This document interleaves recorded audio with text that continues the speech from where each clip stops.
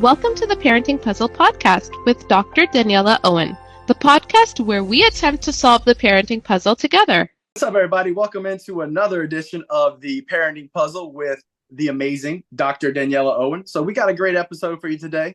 But before we get started, I just wanted to take a moment and kind of introduce myself. Everybody knows who Dr. Daniela Owen is, but maybe not as much me. So kind of why I'm here. So, my name's Jake Loop. I'm from South Louisiana.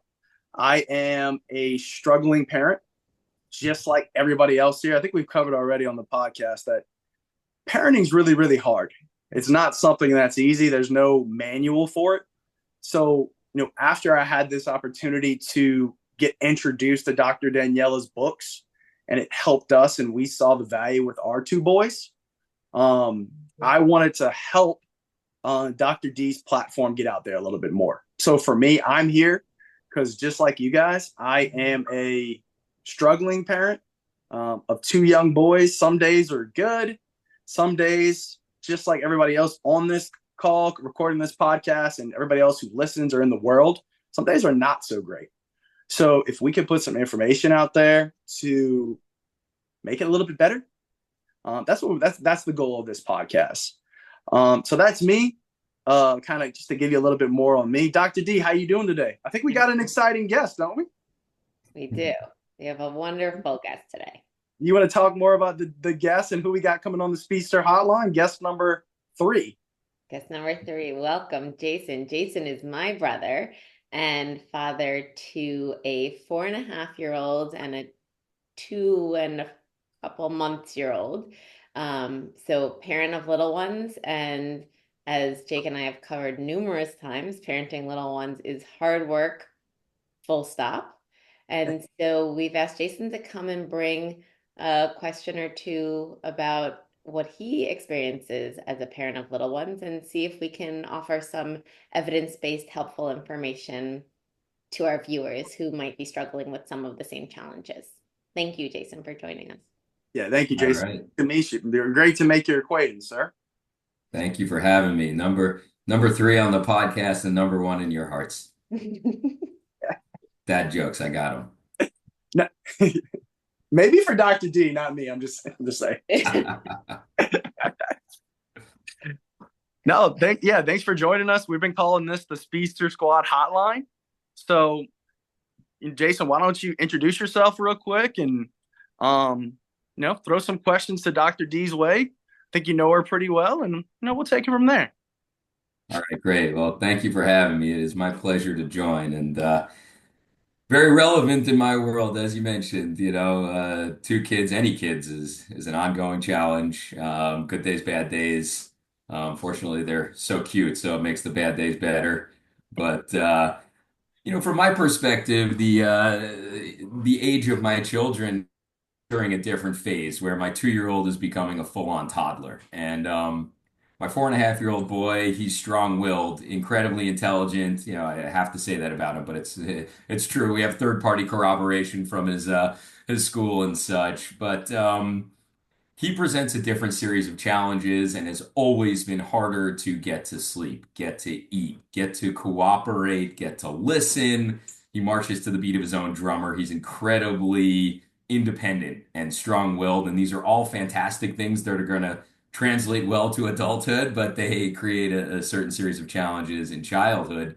Some of my question is essentially, as my toddler, as my little girl's getting older, how do we create more equity between them? We spend more time with the boy on bedtime. It's more of a challenge, so we spend more time with him. We spend more time trying to get him to eat, catering to his whims around eating. Daughter's starting to see this and wants some more of that time shared too, and we want to be fair about it, but it's, when we put her to bed and she barely gets through the second book without, starting to, kind of lean towards the crib, versus with our son, sometimes it's 5 books and 4 songs. It's getting out of control, we need to rein it in a little bit. So I guess that's a pretty broad-based question, but Dr. D, as you call her, any thoughts are appreciated. Yeah, that's a great question, Jason. And a ton of parents struggle with this. when you have more than one child, whether they're both biological children or if you have a blended family, this question of equity and fairness comes up all the time. And I think that anyone who's ever parented has heard the phrase "not fair" a million times over from the mouths of their kids. So thank you for bringing this question up. The first thing to keep in mind, and this is really, really important as a parent, is fair does not mean equal. And that's really important to realize because it is nearly impossible to be equitable as a parent when kids are different ages at different stages of life, having different needs, having different requirements. And so really keeping in mind as a parent that it doesn't have to be exactly equal for it to be fair and for it to be reasonable and for it to be kind of equitable within your family. And so whereas, one kid might get 4 bedtime songs and one kid only needs one before they're conking off, that's okay. You just want to be kind of thinking about it as more like the big picture rather than breaking it down into the specific moments of the day that you're with each kid. And so if one kid tends to have more demands at nighttime and as a result gets 30 minutes of parent attention at nighttime, one thing you want to be thinking about is, okay, over the course of the rest of the week, where are there other times that you can give a little extra bonus time to the other kids so that they're getting that? Because I think what you're saying when you're asking this question is, as a parent, you want to make sure that they're both getting your attention, that they're both getting your affection, that they're both getting that sense of importance and value. And you can do that by just doing it slightly different. So if one kid, loves to do crafts independently and one kid loves to play a game that involves 2 people, then the one who's losing out on the nighttime songs can get more time from you playing a game while their sibling is doing a craft independently in the same room perhaps or in the next room. So they're getting that sense of one-on-one, they're getting that affection, they're getting that attention, but it doesn't have to be exactly equal. It doesn't have to be if you get 4 bedtime songs, you get 4 bedtime songs. Does that make sense? It makes so much sense. And it's really good to hear. Like I just jotted down fair does not equal, Yeah. because that's such a meaningful thing. And, even as you were saying that, I'm realizing we do that. So it made me feel better about the whole situation. Just kind of hearing your answer that we're doing more right than we necessarily realized. It's not just bedtime to bedtime. There are other, ways to look at it over the course of the day, over the course of the week, over, how you're giving affection, how you're giving individual, attention. So that's super helpful and much appreciated. Can I ask another question? Please do. Kind of in the same vein with the little girl getting a little older, they're kind of having that they want the same thing. I want Milo's chair, I want Sawyer's chair, where we can't get them 2 of everything. We're not going to start playing that game. I don't think that's healthy for them. I think they need to learn how to share and understand some things are theirs, but that is very much a real thing that's happening where I want whatever she has, I want whatever he has, I want his chair, I want her chair, that kind of dance. Same kind of thing. You want to provide that equity, but you also don't want to, give in to the ridiculousness of toddler whims around every single thing at the risk of spoiling them, creating, an environment where everyone gets everything they want, et cetera. So that's an ongoing newer challenge we're facing. I appreciate your thoughtfulness of taking it to the next level and really recognizing your own parenting value and making that choice from that place of not wanting to just provide when a kid asks for it because that's not your value.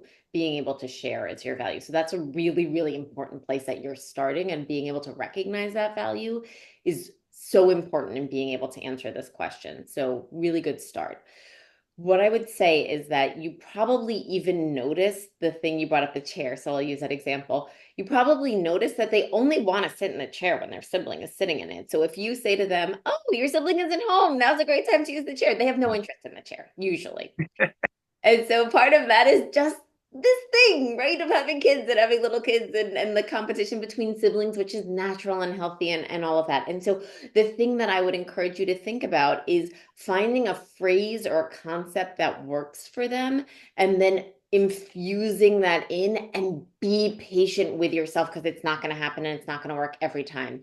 But for example, there's a wonderful phrase we use in our family from Daniel Tiger: first you take a turn and then I get it back. And so it's this idea of sharing. So if they both want the chair, okay, so you can take a turn, Sawyer, and then I get it back, Milo. And then you can go back and forth several times, but they both want it mostly because the other one wants it. And so if the value that I heard you sharing was being able to help your kids share and learn to share and appreciate having one thing and having to negotiate that as two kids, that's how you're going to want to play this out, right? So kind of helping them with a phrase or a concept. And because they're young, you're going to probably need to do a little bit of the sort of refereeing of this initially of, okay, Sawyer just had her turn, Milo, now it's your turn. Or you can use a little timer. Set a timer on your phone or, on the microwave oven and say, okay, 3 minutes is up. Now it's your turn. And they make these timers that kids love, that you can get an app for on your phone, that have like a little picture that go when you finish the time, it completes it, and it'll be like a rubber ducky and it will quack. Kids love that. And that really helps with the sharing, because it sets an expectation for them how long they get the thing. There's a visual component, so it makes it very clear. They can't tell time yet, so it makes it very clear when the time is up.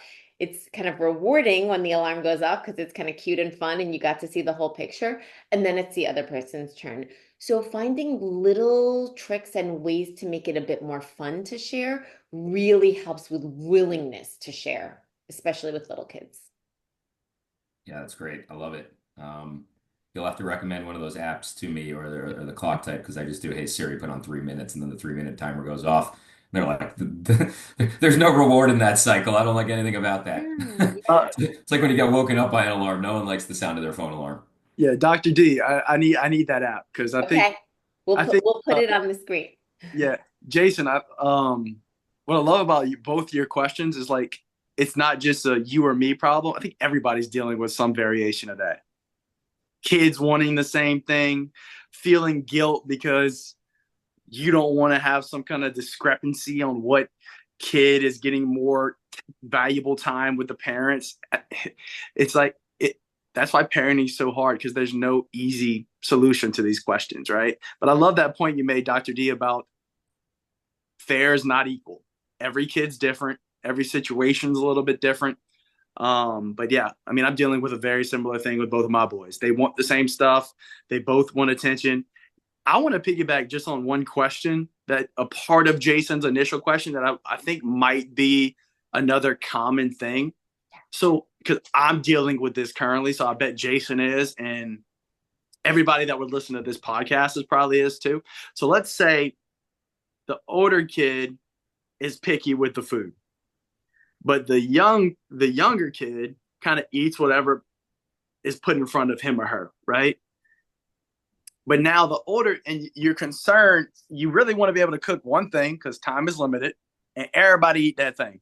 I said that weird because I was trying to put it in there good. But we want everybody to eat that same meal because mom and dad don't have unlimited time to cook 3 or 4 meals for each person. Sure. So if the 6 or 7-year-old is picky and having a fit about eating the tacos, right? But the 3-year-old or 2-year-old has always ate, but now he's starting to see brother with all the pickiness, not wanting to eat. I'm getting to a question at some point, but like, how do we address that? Like, because I think Jason kind of hinted at that with his question. We can't cook like 6 meals for the family. It got to be one. So any thoughts on that? Absolutely. It's a great question and a really good follow-up to what Jason was asking. So one great thing to do is to highlight and reinforce the little one for making the choice to eat a varied diet.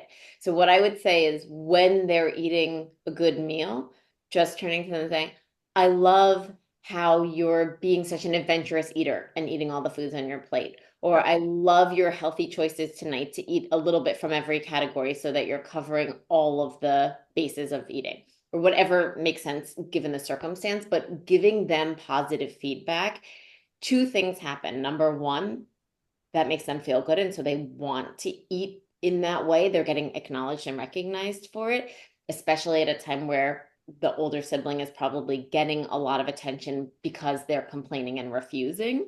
And so you're giving them some attention, you're giving them encouragement to make them want to do this again.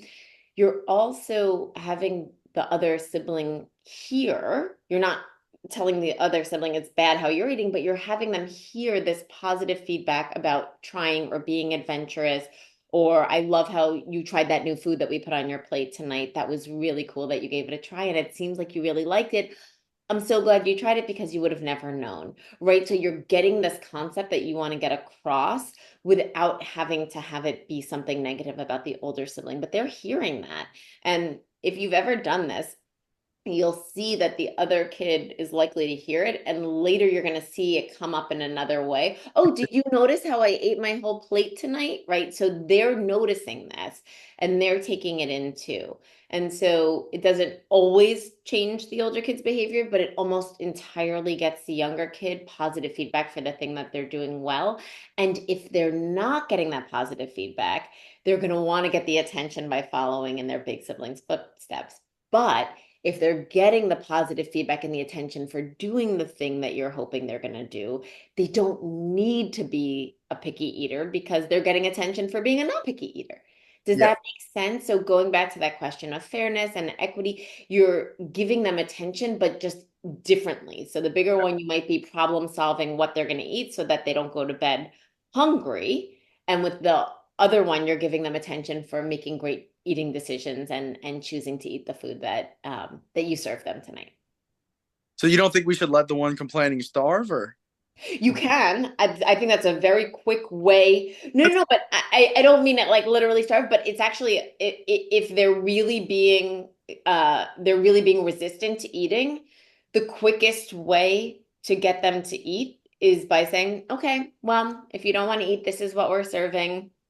And I don't know, some households there are like, you can go get a yogurt or something, but otherwise it will increase their likelihood of eating the next night if you don't cater to their needs that night. Going back to the question about parenting values, you have to tap in whether that feels okay to you. You know, if your kid is 12, maybe it feels okay. If your kid is 3, maybe it doesn't, right? So you have to kind of check in with yourself and their developmental age and if that sits well with you. But no kid missing one meal is going to be in danger. Yeah. And if there's a lot of negotiating and a lot of coursing and a lot of making mac and cheese while you're in the middle of eating your own dinner, you might want to stop that. That's not good for the flow of dinner and everyone being together and being able to have that time and also for them developing flexibility. So you can say, sorry, the cooking part of this meal is over. That's not a possibility. Or you could always have that backup. Like you could always go grab a yogurt from the fridge. You could always make yourself a PB&J or something like that. And then that's on them, right? And so again, age appropriate. But I would encourage you to kind of think about where your limits are because this helps protect parents from getting angry, right? Yeah. And that's one of the things that happens is they don't want to eat it. And then we're frustrated because we put in the time and energy and effort to make the meal. And then they're complaining and we're trying to work with them. And finally, we're like, forget it. I'm not doing this with you. And now we're angry and yelling. And that wasn't the idea. So being able to be really clear with yourself about, okay, what am I willing to do? Where's my kind of anger line? How do I get ahead of that and not get to the point of yelling? And then respond that way. That's your best shot at being able to parent the way you want to parent and show up the way you want to show up in that moment and help everyone's needs get met. Yeah, and I know for me, like when it gets to that level where people are upset and angry and things like that take place, nobody likes that. Like everybody wants it. Like we talked about, the kids want, like they want to respect us. They don't feel good when they're not respecting their parents or other people. Same thing with us. When we get to that place and we're not having peace, nobody wants that, right? And that's one of the reasons behind this podcast and utilizing you as such a wealth of knowledge is like, how can we just do these things, these little things to keep the peace, right? Jason, questions knocked him out of the park, sir. Amazing. You got any more for us? I was gonna say, can we do this every week? I've just gathered so much good info. I didn't realize, no, I just gotta say the concept of complimenting the one who's eating in such a way that it is reflected and heard by the other one versus I fall into the pitfall of like, no, Milo, you can't leave the dinner table. You can't. Sawyer can leave, she's going to play because she ate her entire plate. She's your younger sister. She ate 5 times as much as you. It's such the exact opposite impact of what you're talking about, and it doesn't ever help, and it doesn't ever work. And then I feel bad about doing the comparing thing. So I mean, I hope the cat's not too far out of the bag. Sawyer just started becoming a very picky eater in the last like 2 weeks, and I'm like, oh God, has this done this? So hopefully can get the train back on the tracks there. But that was, I mean, just super, super helpful. Great stuff. Yep. Great. Thank Yeah. you, Jason. I'm confident that you can get the train back on the tracks with parenting. We have to remember this is a big picture thing, not moment to moment. The moments add up, but think about the big picture. You got this. And oftentimes it's the little tweaks that help us feel better about our parenting and feel more connected to the choices we're making and Mhm. help make little changes in kids' behaviors that help it all go more smoothly. So thank you for asking these really, really great pointed questions. I hope that these are helpful to you and to the rest of our audience. Why do you think I'm trying to host this podcast, Jason? It helps me more than anybody else. Yeah, I Um, get it, man. We This is love to hear great. that. Thank We you. love to Thank hear you for that. having me on. yeah, Thank not a you problem. both. So we're going to transition to my favorite segment, Dr. D. We're going to say the last word with Dr. D. Anything you want to end us off with on this topic of, fair is not equal and some of these amazing things that we talked about today? Yeah. Thank you. I think I do want to just do exactly what you were just saying, which is to do just a quick summary of parenting. Think more of like the whole sum rather than the parts. And so every moment doesn't have to be equal. Every situation doesn't have to be equal. Just kind of thinking about it more in the big picture and how you're dividing your time, how you're dividing your attention. Doesn't have to be exactly the same in every moment. It just has to make it more equitable. It just has to be over the course of the week or over the course of the month, keeping that kind of time frame in mind. And also, as always, being patient with yourself. These things are hard and these changes are tough to make, but try making some little changes and seeing how kids respond. And just those little tweaks can really be useful. So good luck. And thank you for joining us. I think we all need a little bit of luck when it comes to parenting. And I'll just say to wrap us up, Jason, one more time. Again, man, it was great to meet you. You're awesome. Good luck out there in the parenting world. We're in a similar boat, all three of us, younger kids. It's not easy. So one thing that helps this podcast more than anything, if you're listening and you got some good information out, you took a tip away, just like Jason and I did, please like it, share, subscribe, give us a review. We're on YouTube, we're on Apple Podcasts, we're on Spotify. Find us. That's the one thing that helps this podcast get to other parents that are in need of making some small tweaks just to make things a little bit easier. So please share it, like it, subscribe. We would appreciate any feedback. Dr. D, you want to end us off with anything? If you have a parenting question that you'd like to ask, we'd love to have you on. So reach out to us and we will have you come join us. Please do. Thank you, everybody. Have a great day. Take care. Thank you much. Thanks for tuning in. We hope you enjoyed today's episode. If you did, please consider subscribing and leaving us a review. It really helps us out and lets others discover the show.